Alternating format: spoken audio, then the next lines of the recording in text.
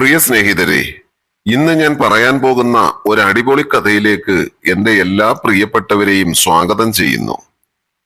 എന്റെ പേര് അനന്തു. ഞാൻ +1 പഠിക്കുന്നു. വീട്ടിൽ എനിക്ക് അമ്മ മാത്രമേ ഉള്ളൂ.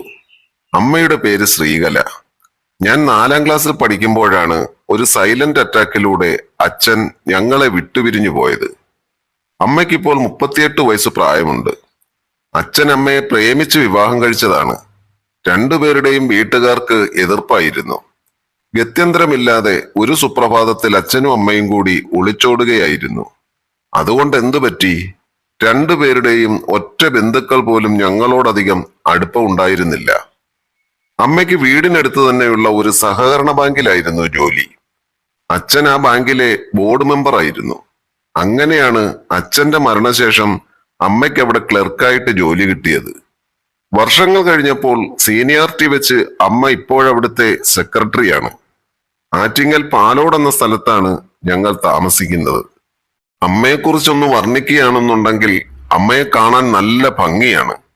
വെളുത്ത് നല്ല വണ്ണവും നല്ല മുടിയും ആ വെളുത്ത മൂക്കിൽ കല്ല് വെച്ച ഒരു മൂക്കുത്തിയും നല്ല മുഖശ്രീയാണ് അമ്മയെ കാണാൻ. അമ്മയെ കാണുമ്പോൾ എല്ലാവരും ആർത്തിയോടെ നോക്കുന്നത് ഞാൻ കണ്ടിട്ടുണ്ട്. അമ്മ ആഹാരം കഴിച്ചില്ലേലും മിക്ക ദിവസങ്ങളിലും ബ്യൂട്ടി പാർലറിൽ പോകാൻ മറക്കാറില്ല. അമ്മയ്ക്ക് ഏറ്റവും ഇഷ്ടപ്പെട്ട വസ്ത്രം സാരിയാണ്. സാരി ഉടുത്ത് അമ്മയെ കാണാൻ ഒരു പ്രത്യേക ഐശ്വര്യമാണ്. ചിലപ്പോൾ സെറ്റ് സാരിയാകും അമ്മ ഉടുക്കുക. സെറ്റ് സാരി ഉടുത്താൽ പിന്നെ പറയുകയേ വേണ്ട. അതുമൊക്കെ ഉടുത്തോണ്ടൊന്ന് നടന്നു പോകുന്നത് കണ്ടാൽ ആരായാലും ഒന്ന് നോക്കി നിന്നു പോകും. ആളുകളുടെ ആ നോട്ടമൊക്കെ കാണുമ്പോൾ ഞാൻ വല്ലാതെയാകും. വീടിനടുത്തുള്ള പല ചെറുപ്പക്കാരും അമ്മയൊന്ന് കാണാൻ വേണ്ടി മാത്രം അമ്മ ഇറങ്ങാറുള്ള സമയം നോക്കി അവിടെ ഇവിടെയൊക്കെ ചുറ്റിപ്പറ്റി നിൽക്കുന്നത് ഞാൻ കണ്ടിട്ടുണ്ട്. അമ്മയ്ക്കും ഇതെല്ലാം അറിയാം. ഇതൊക്കെ കാണുന്നത് അമ്മയ്ക്കും ഒരു ഹരമാണ്. അമ്മയും കുറ്റം പറയാൻ പറ്റില്ലല്ലോ. നല്ല ചെറുപ്രായത്തിൽ തന്നെ അവരുടെ ഭർത്താവ് മരിച്ചുപോയതല്ലേ. പിന്നെ ഒരു കല്യാണത്തിന് അമ്മ മുതിർന്നതുമില്ല. ഞാൻ പഠിക്കാനൊക്കെ മിടുക്കനായിരുന്നു. പക്ഷേ കണക്കെന്ന വിഷയത്തിൽ ഞാൻ കണക്ക് തന്നായിരുന്നു. എന്നുവെച്ചാൽ കണക്കിന് ഞാൻ വളരെ മോശമായിരുന്നു. അത്തവണത്തെ എക്സാമിന്റെ റിസൾട്ട് വന്നപ്പോൾ ബാക്കി എല്ലാ വിഷയത്തിനും നല്ല മാർക്കുണ്ടായിരുന്നു. പക്ഷേ കണക്കിന് മാത്രം വളരെ കുറവ്. എന്തായാലും ഇങ്ങനെ പോയാൽ അടുത്ത പ്രാവശ്യം +2 ആണ്. +2 കരകയറുന്ന കാര്യം വലിയ ബുദ്ധിമുട്ടിലാകും. അത് മനസ്സിലാക്കി അമ്മ എനിക്ക് മാത്സിന് മാത്രം ഒരു ട്യൂഷൻ മാഷിനെ ഏർപ്പെടുത്താൻ തീരുമാനിച്ചു. അമ്മയുടെ ഉറ്റ സുഹൃത്തായ റംസി ചേച്ചിയാണ് അമ്മയോട് അനിൽ സാറിനെ പറ്റി പറയുന്നത്. കണക്കിന്റെ കാര്യത്തിൽ അങ്ങേര് അഗ്രഗണ്യനാണ്. അങ്ങേര് പഠിപ്പിച്ച കുട്ടികൾ 100ൽ 100 മാർക്കാണ് റംസി ചേച്ചി അമ്മയോട് പറഞ്ഞു. അദ്ദേഹം വീട്ടിൽ വന്ന് ട്യൂഷൻ എടുത്തു കൊടുക്കുമെന്നും അങ്ങനെയുള്ള ഒരാളാണ് കക്ഷിക്കാരനെന്നും അവർ അമ്മയോട് പറഞ്ഞു. അന്നാണെങ്കിൽ ഇപ്പോഴത്തെ കൂട്ട് വലിയ ട്യൂട്ടോറിയൽ ഫീൽഡൊക്കെ കുറവായിരുന്നു. അങ്ങനെ എനിക്ക് മാത്സിന് ട്യൂഷൻ എടുക്കാൻ വേണ്ടി അനിൽ സാറിനെ അമ്മ ഏർപ്പാട് ചെയ്തു. എല്ലാ ദിവസത്തെയും പോലെ അമ്മ നന്നായി അണിഞ്ഞൊരുങ്ങി ബാങ്കിലേക്ക് പോകാനായി ഇറങ്ങി. എന്നും അമ്മ പോയി കഴിഞ്ഞതിന് ശേഷമാണ് ഞാൻ സ്കൂളിലേക്ക് പോകാറുള്ളത്. സ്കൂൾ വിട്ട് കഴിഞ്ഞ് ഞാൻ അമ്മയെ കാത്ത് സ്കൂളിൽ തന്നെ നിൽക്കും. അമ്മ ജോലിയൊക്കെ കഴിഞ്ഞ് സ്കൂളിൽ വന്ന് എന്നെയും കൂട്ടി ഞങ്ങൾ ഒരുമിച്ചാണ് വീട്ടിലേക്ക് വരുന്നത്. അമ്മ എന്ന് വീട്ടിൽ നിന്നിറങ്ങിയാലും ഞങ്ങളുടെ വീടിന്റെ കിഴക്കേലെ സലാമുക്ക അയാളുടെ വീടിന്റെ ഗേറ്റിൽ വന്ന് നിൽക്കും. എന്നിട്ട് അമ്മയോട് എന്തെങ്കിലുമൊക്കെ കുശലാന്വേഷണം പറയും. സലാമുക്കായ്ക്ക് അമ്മയുടെ ബാങ്കിൽ അക്കൗണ്ട് ഉണ്ട്. അമ്മയെ കാണാനും അമ്മയോട് എന്തെങ്കിലുമൊക്കെ സംസാരിക്കാനും വേണ്ടി മാത്രമാണ് അയാൾ അക്കൗണ്ട് തുടങ്ങിയത്. സലാമുക്ക ഗൾഫിലായിരുന്നു. ഇക്കായുടെ കെട്ടിയോൾ ഷാഹിദാത്ത ഒരു വശം തളർന്നു കിടപ്പാണ്. അങ്ങനെയാണ് ഇക്ക ഗൾഫിലെ പണി നിർത്തി ഇങ്ങു പോകുന്നത്. അവർക്ക് കുട്ടികളൊന്നും ഇല്ല. അമ്മ ജോലിക്ക് പോകാനായി വീട്ടിൽ നിന്നിറങ്ങിയാൽ ഉടൻ തന്നെ സലാമുക്ക ഗേറ്റിന്റെ അടുത്ത് പ്രത്യക്ഷപ്പെടും. എന്നിട്ട് അമ്മയോട് എന്തെങ്കിലുമൊക്കെ ചോദിക്കും. അങ്ങേർക്കതൊരു പ്രത്യേക സുഖമാണ്. സംസാരത്തിനിടയിൽ അങ്ങേരുടെ കണ്ണുകൾ പല വഴിക്ക് ചുറ്റിത്തിരിയുന്നത് ഞാൻ കണ്ടിട്ടുണ്ട്. അത് ദിവസവും ഉള്ള കാഴ്ചയാണ്. ആദ്യമൊക്കെ എനിക്ക് ദേഷ്യം വരുമായിരുന്നു. പിന്നീട് അങ്ങേരുടെ ആ പ്രവൃത്തി ഞാൻ കണ്ടില്ലെന്ന് നടിച്ചു. അത് കാണാൻ വേണ്ടി മാത്രം ഞാൻ മുകളിലത്തെ നിലയിൽ കയറി ജനലിൽ കൂടി നോക്കാറുണ്ടായിരുന്നു. എങ്ങനെയാണ് അമ്മ ഇക്കായോട് സംസാരിക്കുന്നതെന്നും അമ്മ നടന്നു പോകുന്നതും ഞാൻ അവിടെ നിന്ന് നിരീക്ഷിക്കാറുണ്ടായിരുന്നു.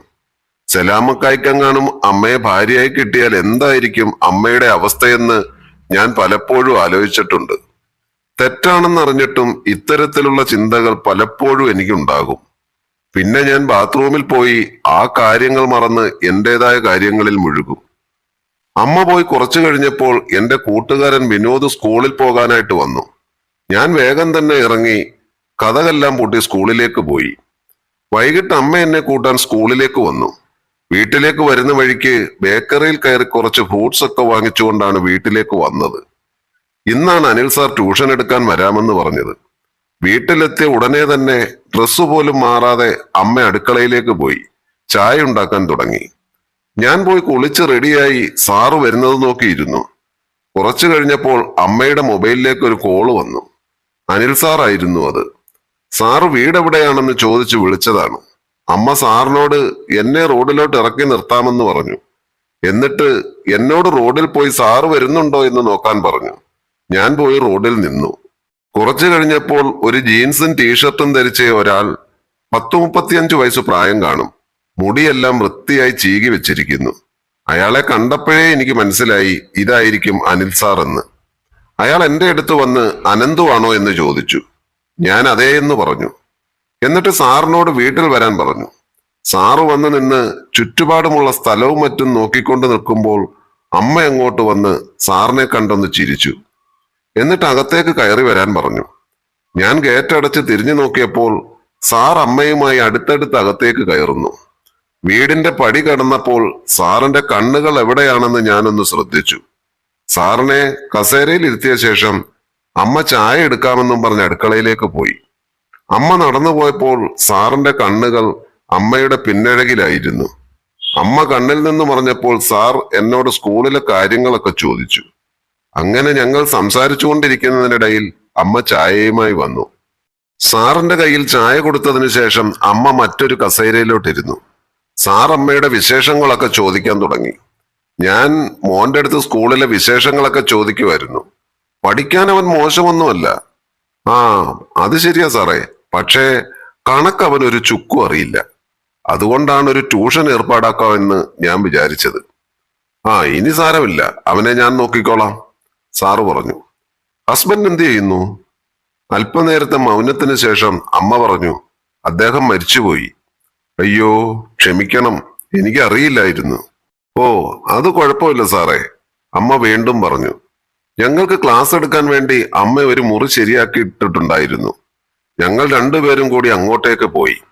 ബുക്കെല്ലാം എടുത്തുകൊണ്ട് വരാൻ സാർ എന്നോട് പറഞ്ഞു. ഞാൻ മുകളിൽ പോയി ബുക്കും എടുത്ത് തിരിച്ചു വരുമ്പോൾ അമ്മ സാറുമായി സംസാരിച്ച് നിൽക്കുകയായിരുന്നു. എന്നാൽ ശരി, ക്ലാസ് നടക്കട്ടെ, ഞാനൊന്ന് പോയി ഫ്രഷ് ആയിട്ട് വരാം, അമ്മ പറഞ്ഞു.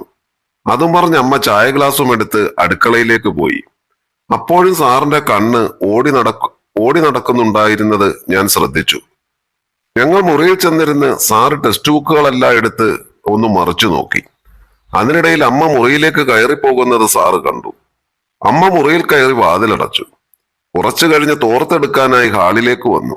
ഇതെല്ലാം സാർ അവിടെ ഇരുന്ന് ശ്രദ്ധിക്കുന്നുണ്ടായിരുന്നു. സാറ് ടെക്സ്റ്റ് ബുക്കൊക്കെ എടുത്ത് എനിക്കൊരു പാഠം പറഞ്ഞു തന്നു. കുറച്ച് കണക്കും ഇട്ട് തന്നു. അതിനുശേഷം എന്നോടത് ചെയ്യാൻ പറഞ്ഞു. എന്നിട്ട് പറഞ്ഞു, മോനെ, ബാത്റൂം എവിടെയാണ്? മുകളിലാണ് സാറേ, ബാ ഞാൻ കാണിച്ചു തരാം എന്ന് പറഞ്ഞു. അപ്പോൾ സാറ് പറഞ്ഞു, വേണ്ട വേണ്ട, നീ അവിടെ ഇരുന്ന് കണക്ക് ചെയ്യേ, ഞാൻ പോയി കണ്ടുപിടിച്ചോളാം. അതും പറഞ്ഞ് സാർ എണീറ്റ് പോയി. സ്വല്പം കഴിഞ്ഞ് ഞാൻ എഴുന്നേറ്റ് ശകലം വെള്ളം കുടിക്കാനായി അടുക്കളയിലേക്ക് പോകുമ്പോഴാണ് ഞാനത് കണ്ടത്. അമ്മയും മാഷും കൂടി നിന്ന് എന്തൊക്കെയോ പറഞ്ഞ് ചിരിക്കുന്നു. എന്നെ കണ്ടതും സാറൊന്ന് പരുങ്ങി. അത് പുറത്ത് കാണിക്കാതെ എന്നോട് ചോദിച്ചു, നീ എവിടെ പോയി? ശകലം വെള്ളം കുടിക്കാൻ, ഞാൻ പറഞ്ഞു. ശേഷം ഞാൻ മുറിയിലേക്ക് പോയി. സാറും എന്റെ പുറകെ മുറിയിലേക്ക് വന്നു. അങ്ങനെ കുറച്ചു നേരം സാർ കണക്കെല്ലാം എന്നെ പഠിപ്പിച്ചു. ഇനി നാളെ വരാമെന്നും പറഞ്ഞ് സാർ എഴുന്നേറ്റു.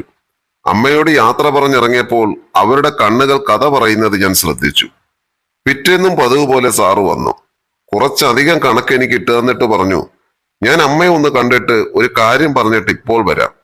നീ അപ്പോഴത്തേക്ക് ഇതെല്ലാം ചെയ്തു വെച്ചേക്കണം. ഞാൻ മൂളി.